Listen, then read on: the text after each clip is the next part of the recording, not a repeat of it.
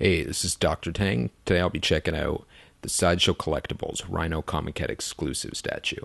As you can see from me painting up on the interior packaging, he's really easy to put together. You've got a base, the statue himself, a head, and if you've got the exclusive, you've got another head. Now I'm going to be using the exclusive head for most of this review. I prefer it. A lot of people in the forums thought it looked a little turtle head-like. I don't see that. It's called the classic variant, so it's more kind of comic-like, whereas the newer head is a more realistic one, longer chin, looks really angry. So I guess it depends how angry you want your rhino to look. Now, I was on the wait list for this one. It converted over after a few weeks. Really glad it did because he is just super impressive. Just a menacing look of this statue is exactly what I would want from the rhino. Now, I don't know if he's bigger than the Hulk Comiquette or the same size because I don't have mine here to compare right now.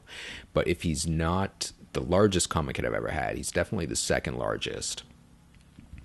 The pose is just this incredibly impressive, super menacing, like muscles tensed kind of thing. You can see all the vein work. You can see just the way he's prepared to rush. It looks really cool. It looks just like he's about to rob a bank or attack Spider-Man, but he's not there yet. He's about to.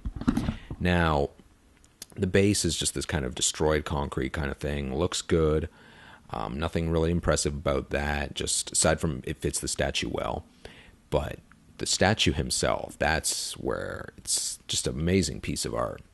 If you look over all the detail work, which I show more of shortly, yeah, I'm going in there now, there's so many just lines and creases, and especially if you look at the areas that would have the most wear, like around the joints and everything, the lines become even bigger. Just it looks like real skin in that regard, even though it is supposed to be a costume. And if you look around the face, it does look like a costume. It looks like a guy wearing a big suit, as opposed to a lot of superheroes, which have tighter clothing.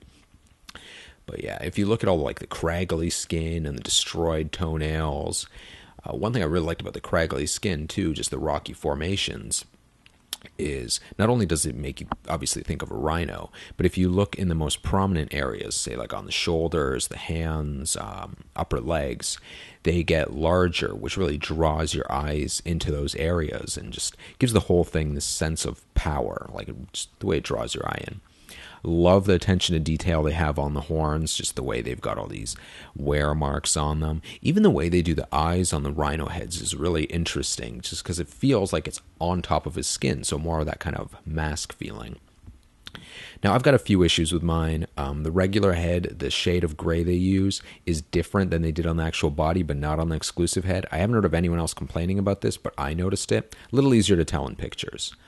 I do have a few of the like little crack marks, which is actually to do with an imperfect mold and not that the statue's cracking. I talk more about that in the text version of the review. But because it's fiberglass, even though a lot of people complained about it being light, is actually more structurally sound than, say, traditional resin, as people that tried to bust it apart found.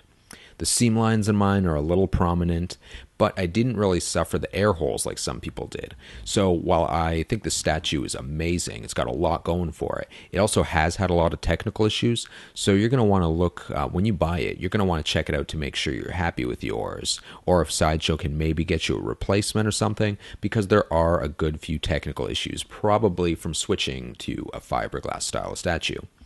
Either way, it's very impressive, and I'd say well worth the money. Great Spider-Man villain, great statue. Hope you enjoyed the review. See you guys around.